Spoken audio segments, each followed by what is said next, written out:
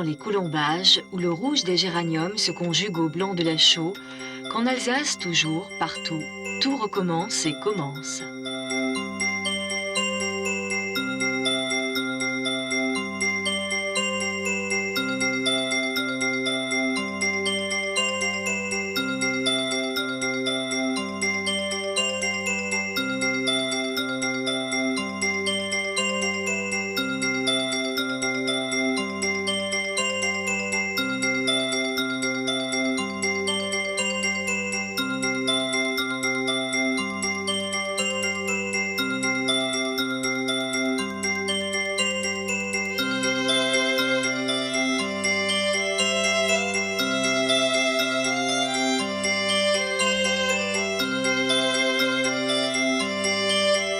À Strasbourg, qui accueillit Gutenberg et Goethe, l'île de ses deux bras enserre le cœur de la ville.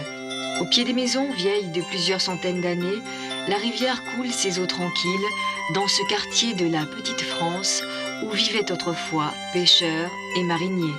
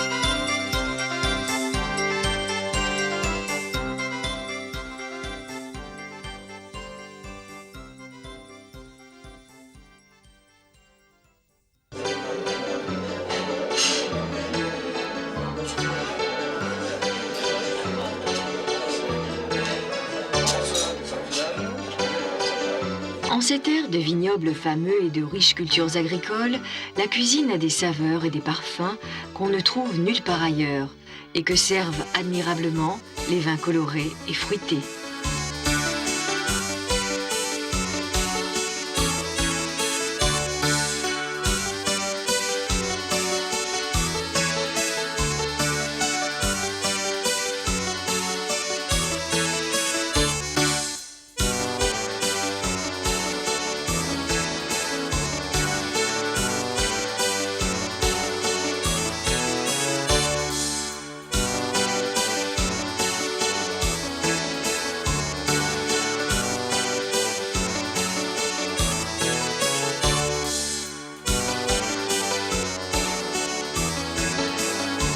Si la choucroute est peut-être le plus connu de tous, la tradition culinaire offre ici bien d'autres plats savoureux, tels la matelote d'anguille, le cendre et la poularde au Riesling, les escargots à l'alsacienne et le célèbre Bekaufa.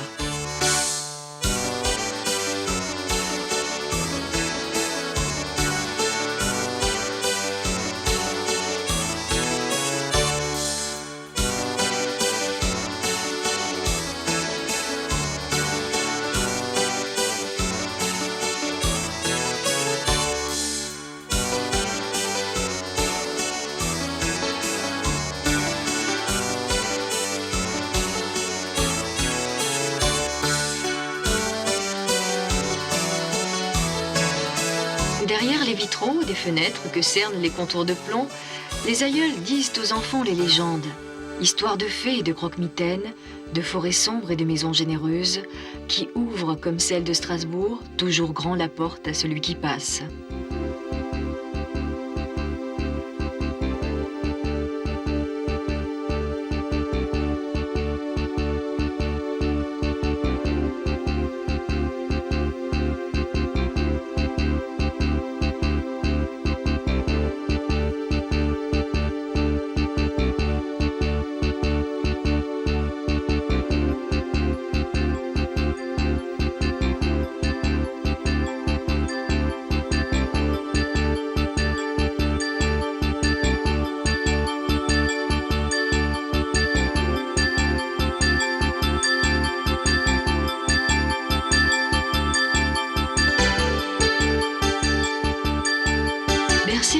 des chanteurs de rue, la cathédrale Notre-Dame rêve, dont la flèche s'élance légère parmi les tourelles ajourées, comme voulant inscrire au plus haut de l'azur les splendeurs de la Grande Rose et la Galerie des Apôtres.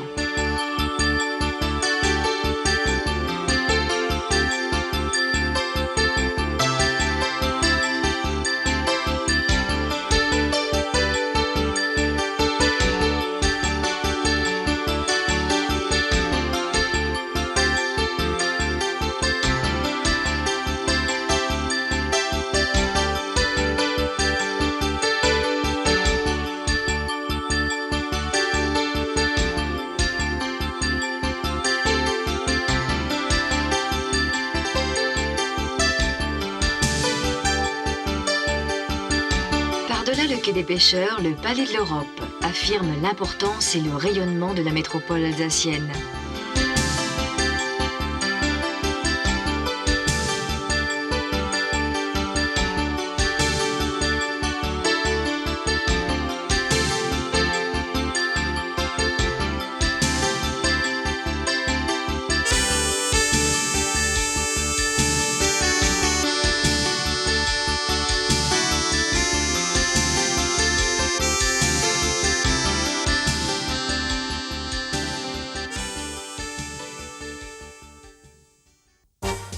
Au sud de Strasbourg, les eaux du lac de Plopsheim prodiguent les joies du soleil et du vent.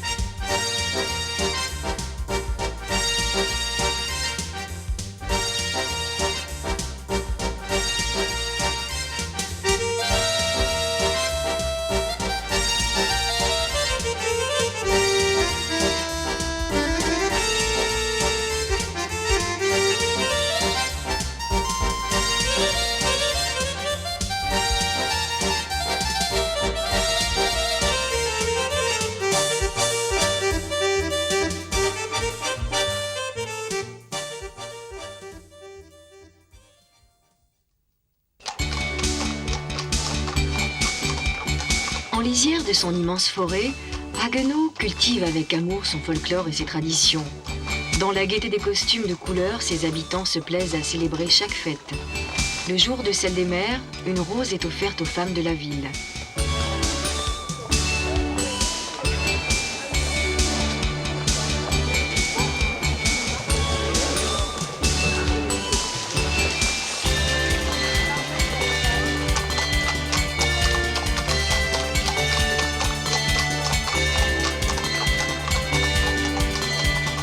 C'est le grès rouge des Vosges du Nord qui donne aux maisons de Haguenau leur couleur de framboise et de cuivre.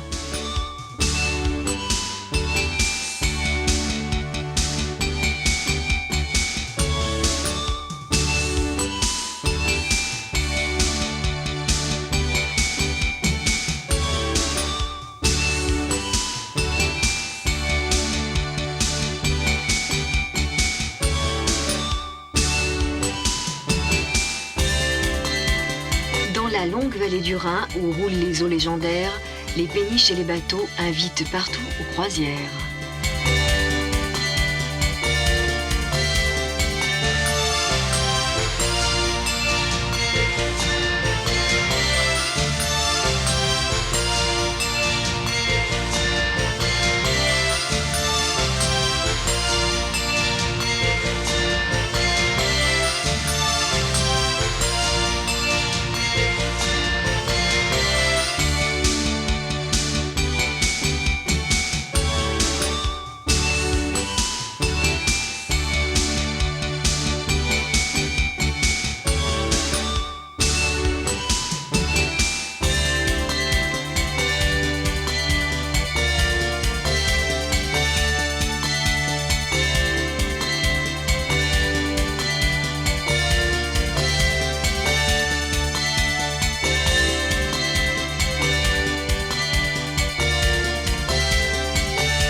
Soufflenheim et Betzdorf, la poterie et tradition familiale.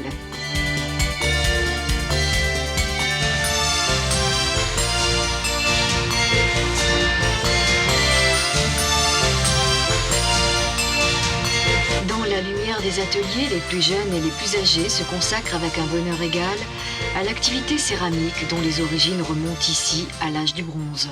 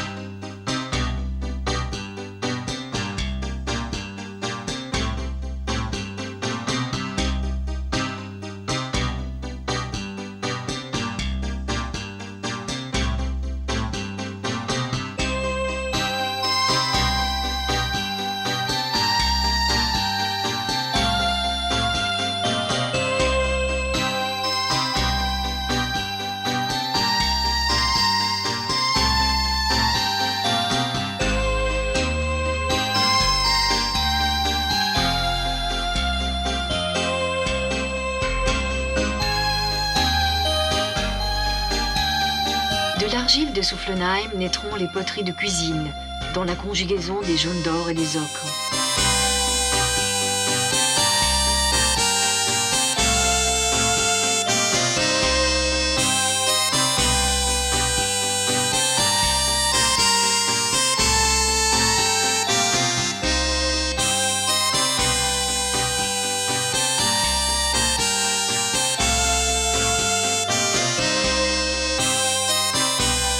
Tandis qu'à Betschdorf, le grès donnera forme aux pots multiples et aux cruches à distillation, dont un vernis au sel fixera ensuite les bleus cobalt.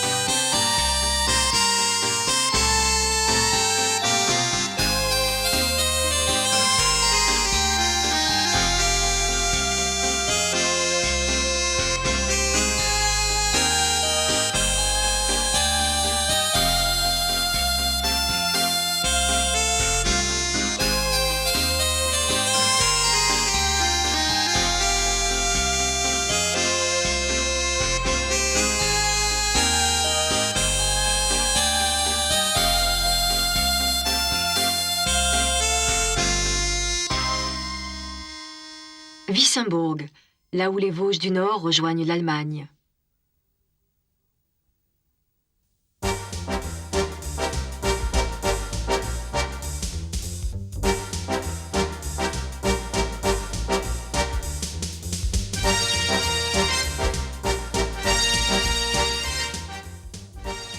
Dans la petite ville que baigne la Lauter, les fêtes sont parmi les plus brillantes d'Alsace et les plus colorées.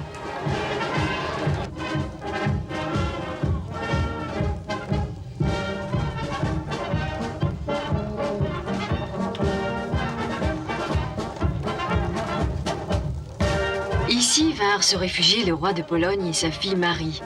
Bien qu'héritière sans fortune, c'est elle que choisira d'épouser Louis XV. Et à 22 ans, Marie deviendra ainsi reine de France.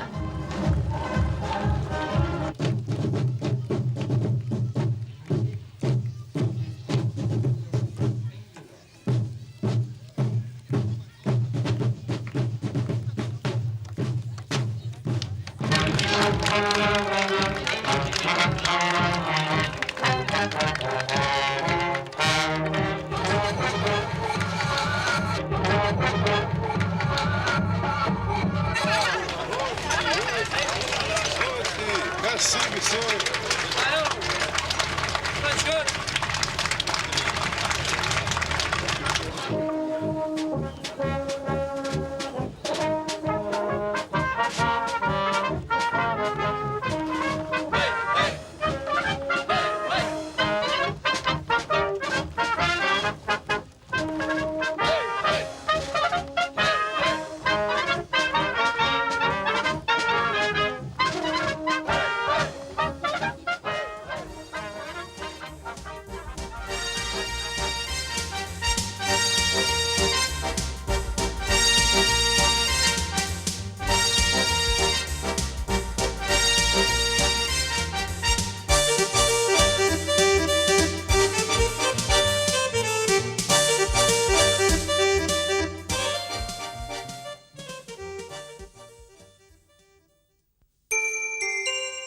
Construit au XIe siècle, puis détruit en 1680 par les troupes de Louis XIV, le château de Fleckenstein dresse, en la haute vallée de la Sauer, ses ruines impressionnantes.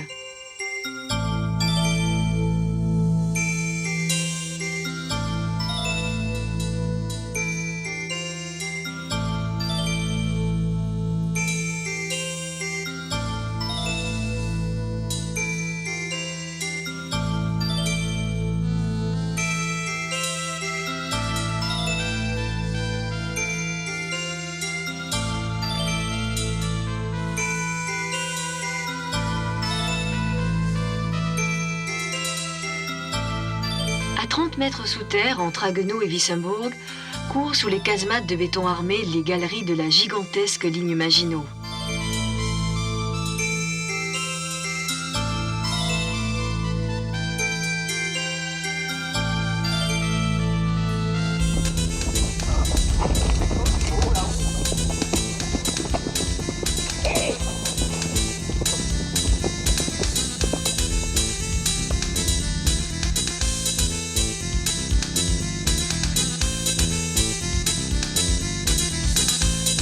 Entreprise au IXe siècle par l'un des fils de Charlemagne, la construction du château de la Petite Pierre se poursuivra jusqu'au XIIe.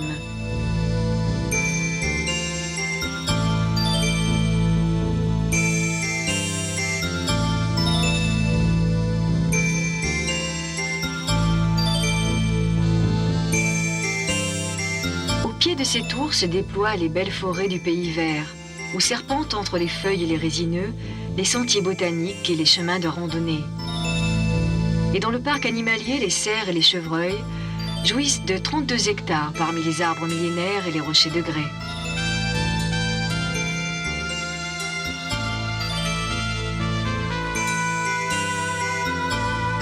Fortifiée par Vauban, la ville ancienne de la Petite Pierre abrite en sa chapelle Saint-Louis le musée du sceau alsacien.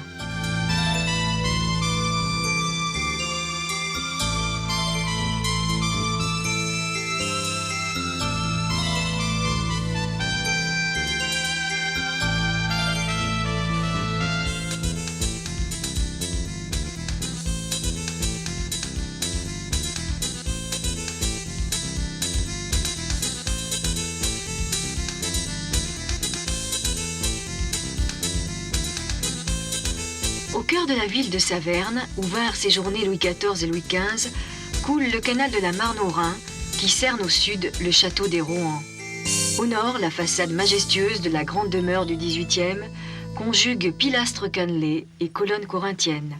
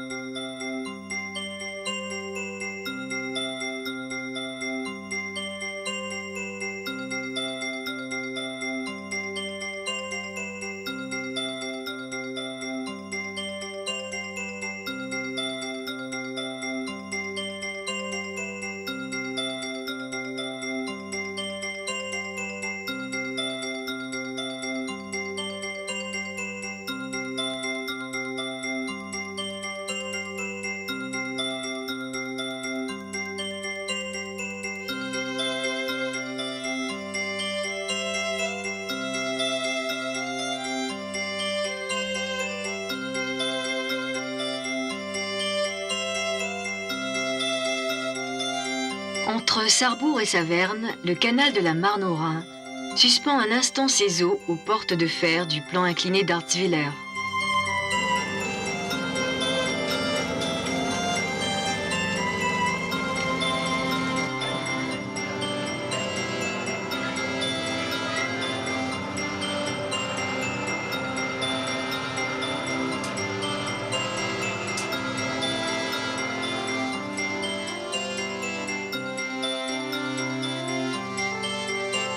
Unique en Europe, cet impressionnant ascenseur à bateau a remplacé l'escalier aux 17 écluses, qui pour être franchi réclamait une journée tout entière.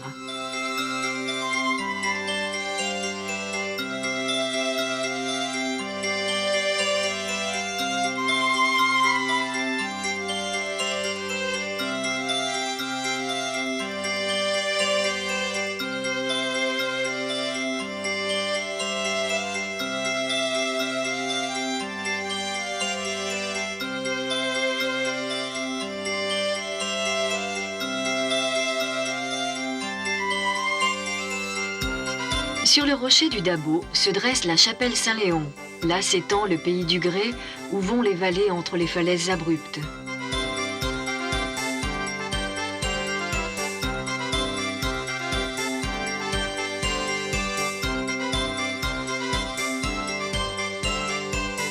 Sur les sommets escarpés se découpent par centaines les silhouettes tourmentées d'anciens châteaux du Moyen Âge.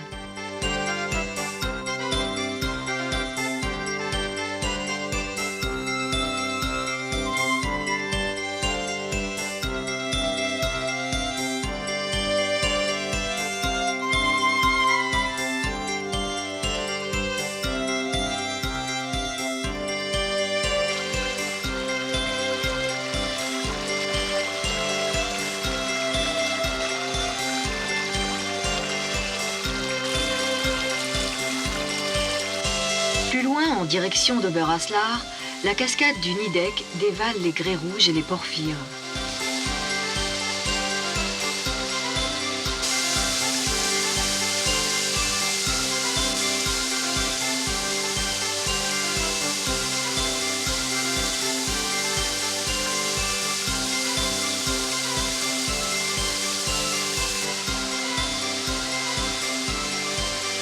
Indifférent à la turbulence des eaux, la tour du Nidec et son donjon des XIIIe et XIVe siècles découvrent du haut de leurs vestiges une vue splendide sur toute la vallée de la Bruche.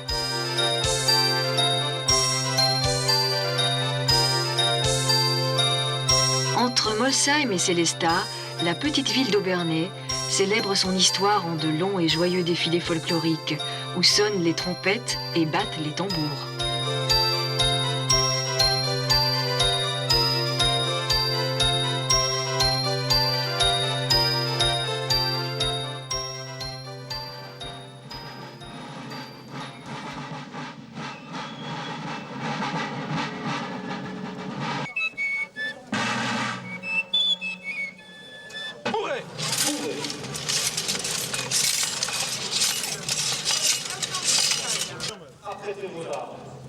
À votre commandement, en joue!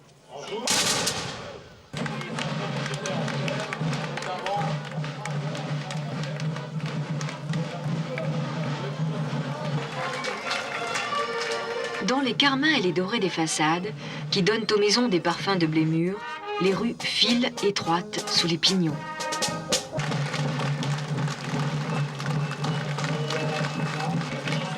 Dans leur panier de jolis petits couillons. Merci, merci.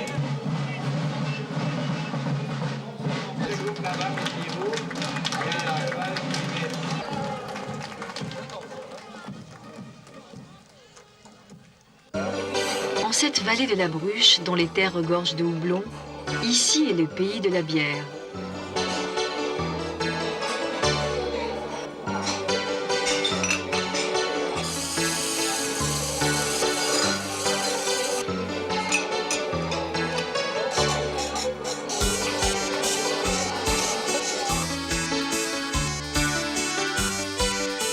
Au nord de la vallée, Molsheim inscrit parmi les vignes qui donnent le superbe Riesling ses tourelles de bois et ses pignons à volutes.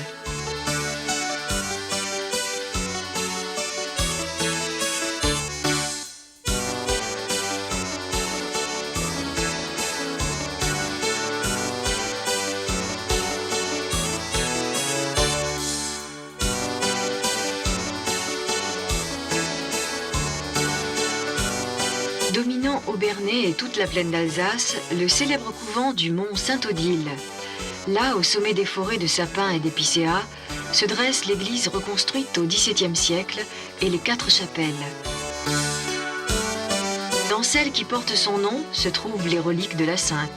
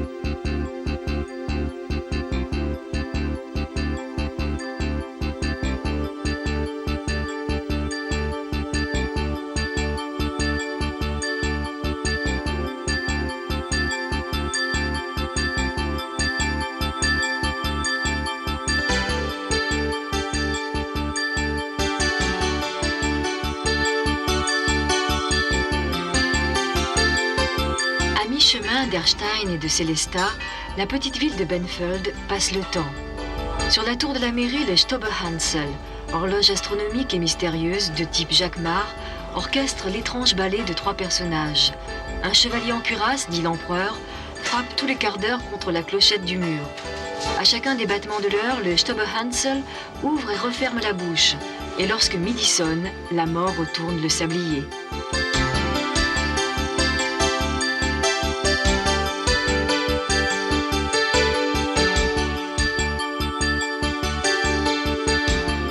Siège autrefois d'une abbaye bénédictine renommée, Ebersmunster affiche dans le ciel les 3 clochers à bulbe de sa belle église abbatiale, construite au début du XVIIIe siècle.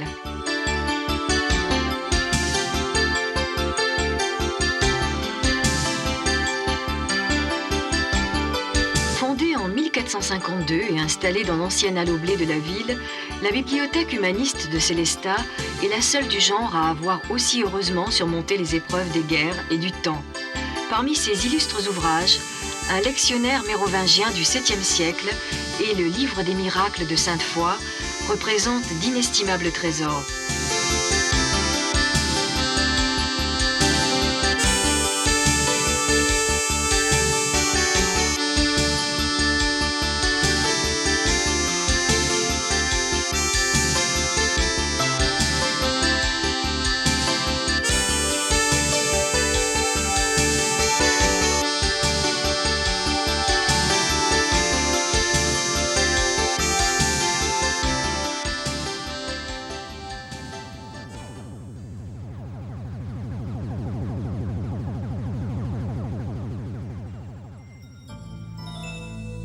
Dans la campagne de Colmar, Neubrisac ordonne en d'impeccables carrés ses maisons et ses rues. L'ancienne place forte du XVIIe doit à Vauban cette géométrie parfaite que souligne encore la rigueur des remparts et que permet d'apprécier pleinement le musée consacré à l'œuvre du célèbre architecte.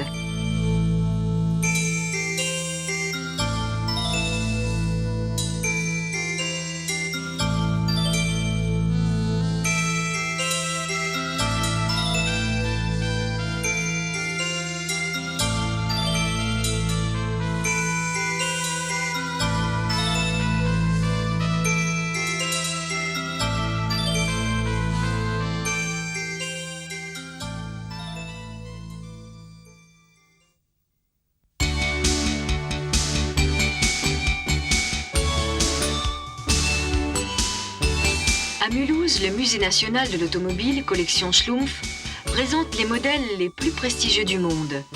Dans la brillance des chromes, 446 automobiles offrent le bonheur de pièces rarissimes et parfois uniques, telles certaines Bugatti, Porsche et Rolls-Royce.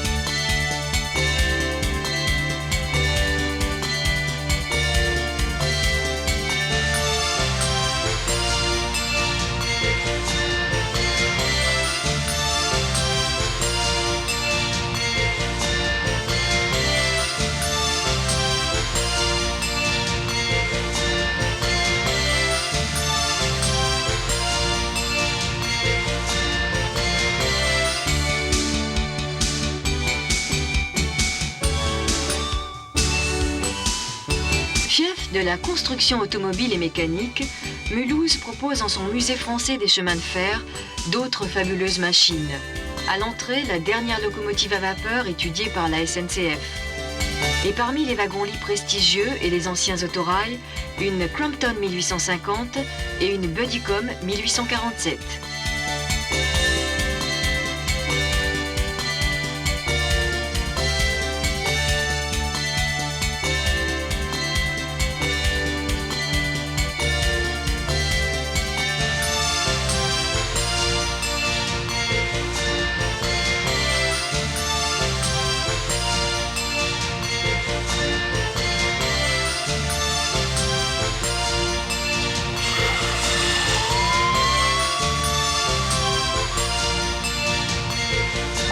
dans la vallée de la Doleur, le petit train à vapeur de Cernay conduit jusqu'à Sentheim les voyageurs épris de locomotives anciennes et d'escapades buissonnières.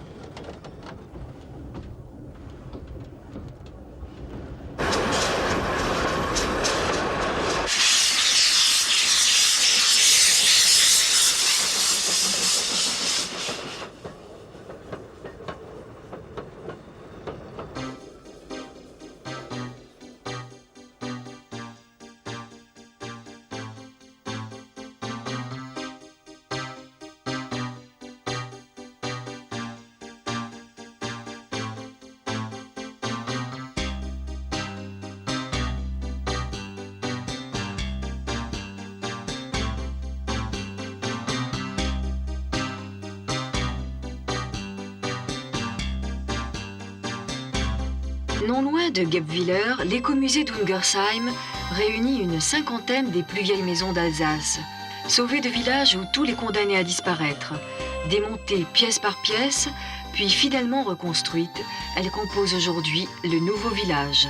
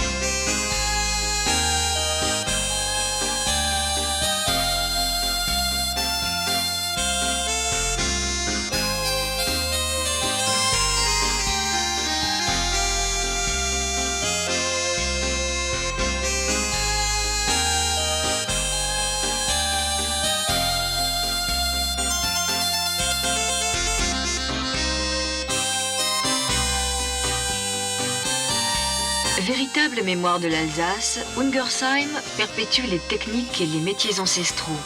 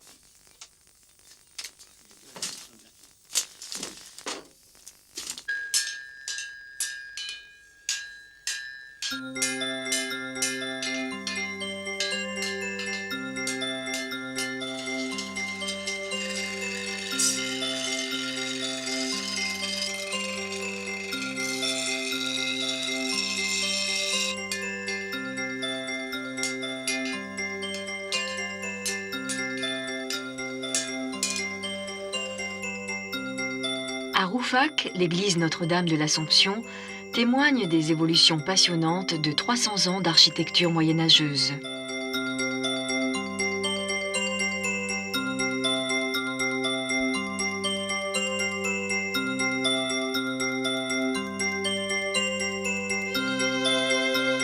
Plus à l'ouest, dans la vallée de Guebwiller, l'église de Murbach abrite dans sa jolie chapelle du XIIe le sarcophage de 7 moines assassinés par les Hongrois en 926.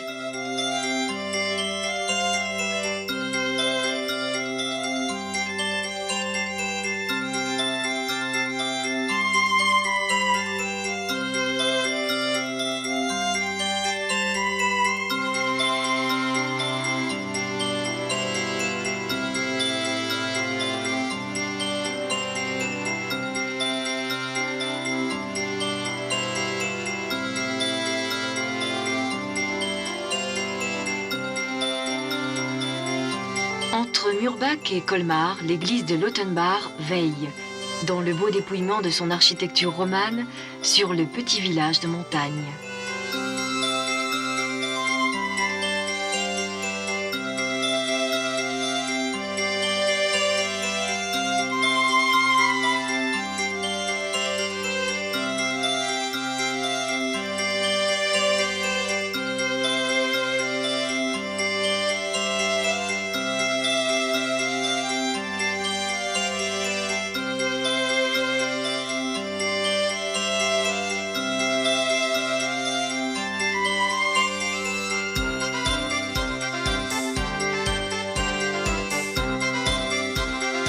Dans l'herbe généreuse des immenses pâturages, le Grand Ballon offre à l'ouest de Guebwiller un panorama grandiose, où par temps clair apparaissent les Alpes dans l'horizon.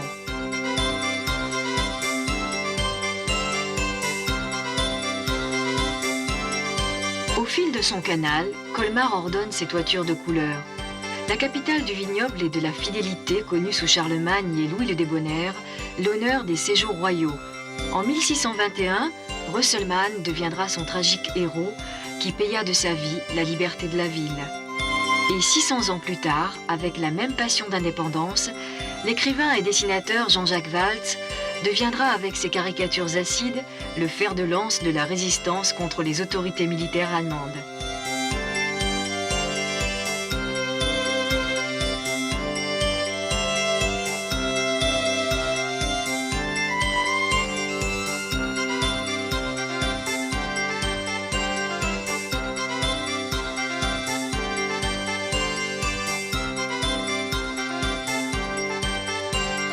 Les rues de Colmar ont les charmes de l'Alsace éternelle. Sur les façades de bois dansent les sculptures et les ornements, et sur les places, l'eau des fontaines coule, joyeuse, au son des cloches du joueur d'épiphone.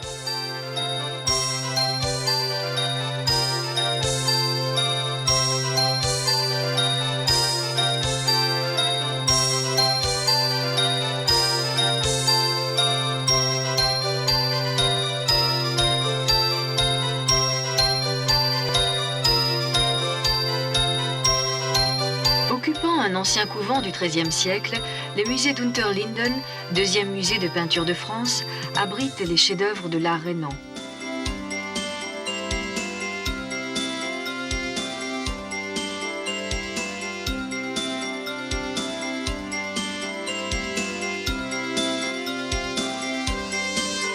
Au sud de la ville, à côté de l'ancien quartier des tanneurs, la petite Venise conjugue dans les branches des saules et les petits ponts les maisons moyenâgeuses.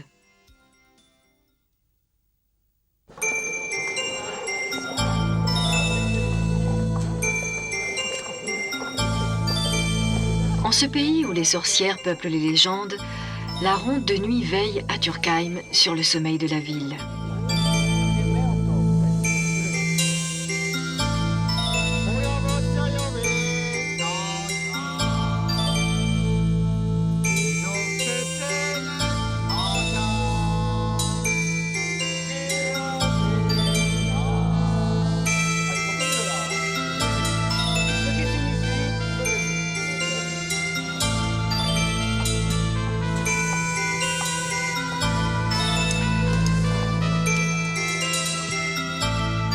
Plus au nord, Amersfoort offre les bonheurs du golfe.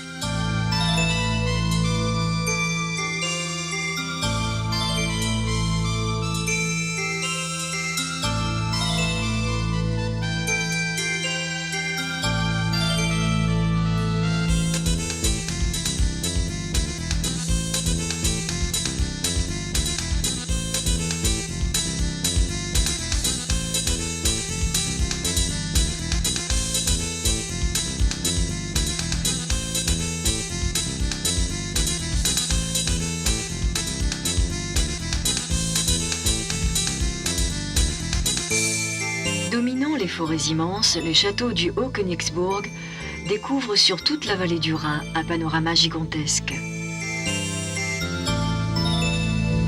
À l'intérieur de sa triple enceinte, la forteresse du XIIe siècle marie l'austérité des bâtiments magnifiquement restaurés aux roses tendres du grès.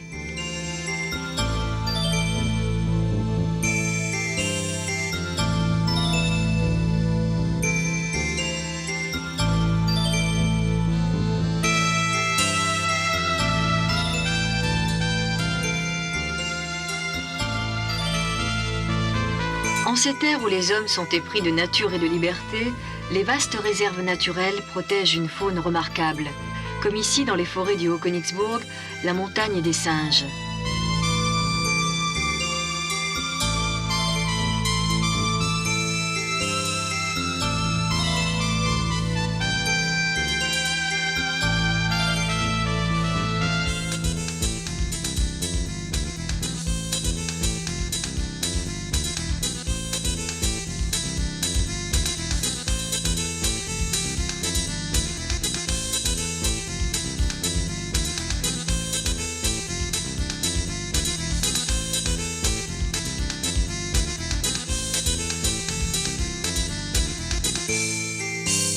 À la volerie du château de Kinsheim règnent les aigles et les rapaces.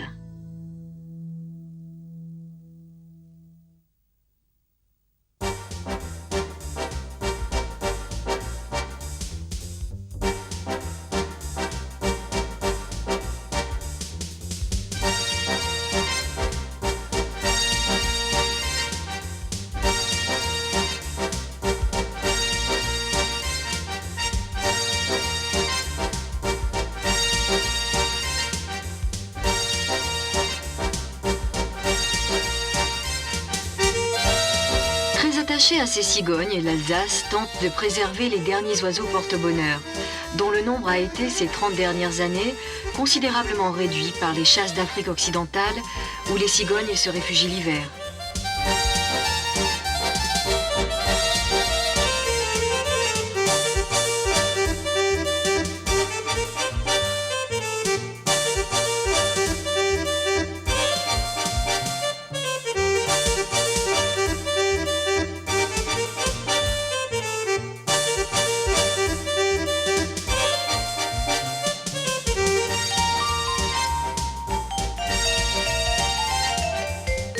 À Kaisersberg, où naquit Albert Schweitzer, la petite cité médiévale savoure parmi les vignobles et les douceurs de la plaine, entre les maisons anciennes et le pont fortifié, sous lequel filent les eaux de la Weiss.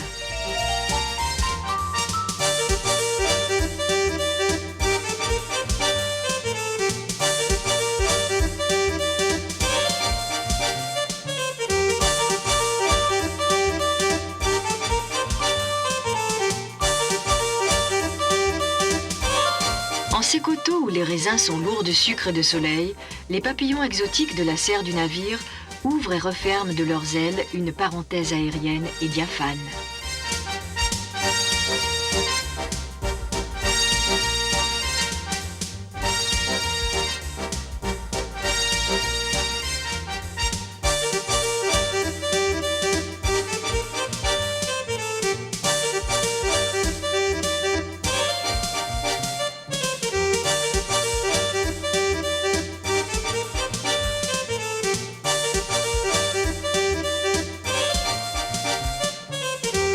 Sur la grande route des vins qui va de Thann à Marlenheim, Riquewihr marque une étape prestigieuse.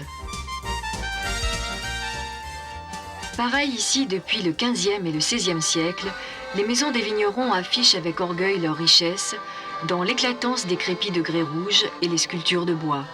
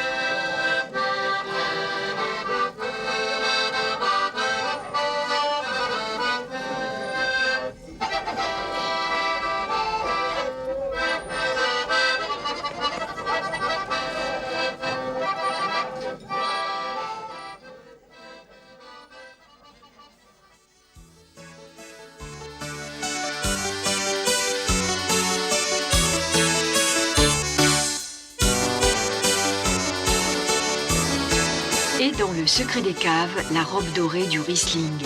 Aux côtés des Pinots, du Gewürztraminer et du Muscat, ce grand cépage donne à l'Alsace depuis la nuit des temps ses plus belles lettres de noblesse. S'ajoutant à un ensoleillement exceptionnel, la situation du vignoble près du Rhin offrit au Moyen-Âge le privilège inestimable du commerce. Régie par les seules lois de Colmar et Strasbourg, l'exportation de ces vins remarquablement résistants s'y développa en toute indépendance, assurant aux vignerons de la plaine une très grande prospérité.